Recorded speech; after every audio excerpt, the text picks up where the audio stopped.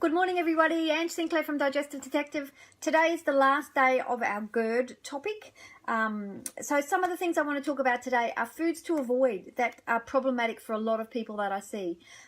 They can stimulate acid production, or they can irritate the lower esophageal sphincter, and it will open. So citrus, oranges, lemons, all those sorts of things, people find them that they are reacted to them. Tomatoes as well.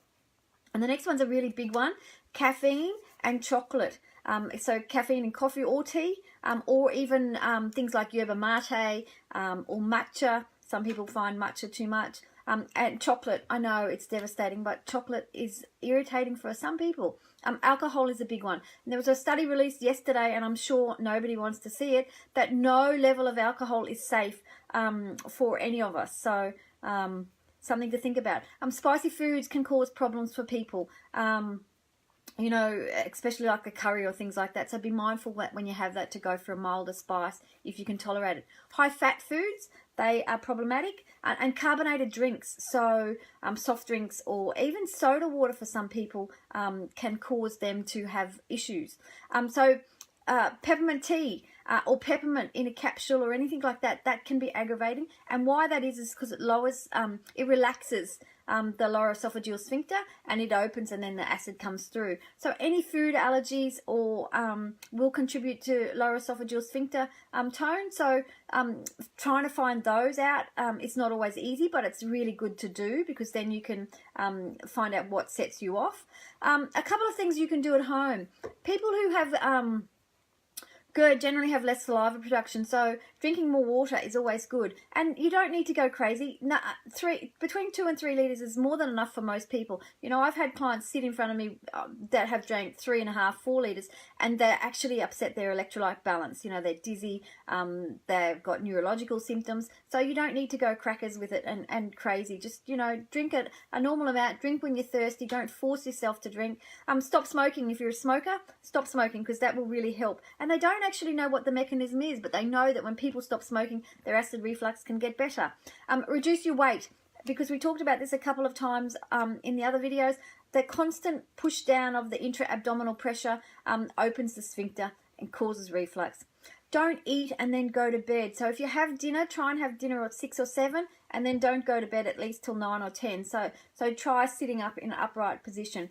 Going for a walk is really good for people who have acid reflux, because it helps you digest by the movement of your body, and it just helps everything stay where it needs to be. It also can get your blood circulating through your body a little bit quicker. This is a big one, and I see it all the time, and it's one of the first things for us. It's a simple thing, but it's not easy to do, and that's chew. You know, you should be chewing food to a paste. You know, your stomach doesn't have teeth. Most of us, as we age, our hydrochloric acid doesn't work very well, so we tend to not be able to break down proteins as well. The food seems like it's sitting there, can cause fermentation, and then we've got all sorts of problems going on. So chew. My suggestion for that is to pop your knife and fork down between meals, between mouthfuls, and just chew till it's a paste. So between 15 and 20 times is really good, but you want it, if you pulled it out, you wanted it to be like a proper paste, no chunky bits in it, just like a paste. So you could spread it on a sandwich if you needed to. So that's your goal with that. Manage your stress, because we talked about this the other day. Stress can cause your digestive system not to function properly anyway, because when you're in fight or flight, you don't tend to be able to well, you don't digest your food, because your body thinks it's going to come into a fight, so it's trying to work out what it should do, and it stops digestion altogether. So manage your stress. Find something that you really like, whether it's guided meditation, yoga, breathing exercise, and try breathe right down into your diaphragm. Qigong, Tai Chi, even going for a walk, those sorts of things can be meditative, or dancing. I know somebody who dances, and that's what they do for meditation. So they're all things you can do. Elevate your bed head. If you'll find you're getting acid in the middle of the night, and acid production is between 11 and 2, there's quite a lot of acid production at that time, so people notice that that's when it's at its absolute worst. So Tilt the bed head up if you can. Put a couple of old phone books, if you can still get some of those, underneath the top side of your bed, just so you're not lying completely flat.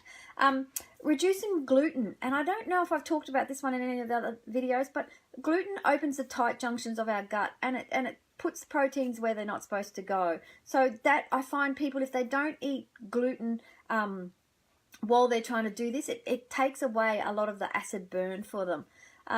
So that's just something to think about. And the last thing is to look for SIBO. You know, go and have a test for SIBO, or talk to somebody about how SIBO affects you, because a lot of people who have reflux, or if they have constipation, they have SIBO as well, which is small intestinal bacterial overgrowth. A couple of things I wanted to talk about: hiatus hernia. A lot of people can have a hiatus hernia, which is what's giving them reflux. So it's where a small piece of the esophagus or the stomach comes up into where it's not supposed to be. Essentially, it comes up through the top, and that can cause problems. So there are some things you can do when you get out of bed in the morning. If you take 2 glasses of water straight away and stand up straight, put your arms out to the side so they're out like you're a big cross, and then stand up on your tippy toes and then drop down.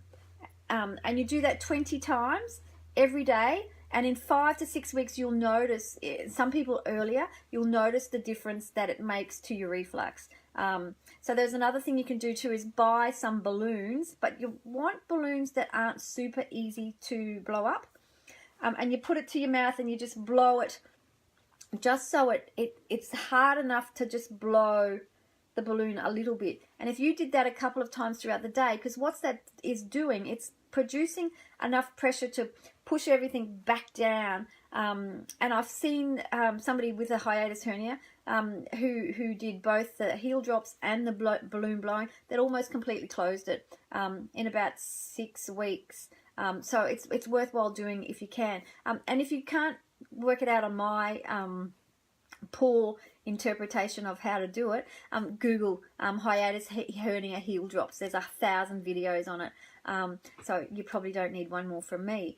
So that's the things that I would do, but don't leave GERD to manifest and fester over a long time, because there are complications, and you can do stuff really quickly that can make a huge difference. So that's it for me for this week for GERD. I'm not sure what next week's topic will be, but I hope you've enjoyed the series.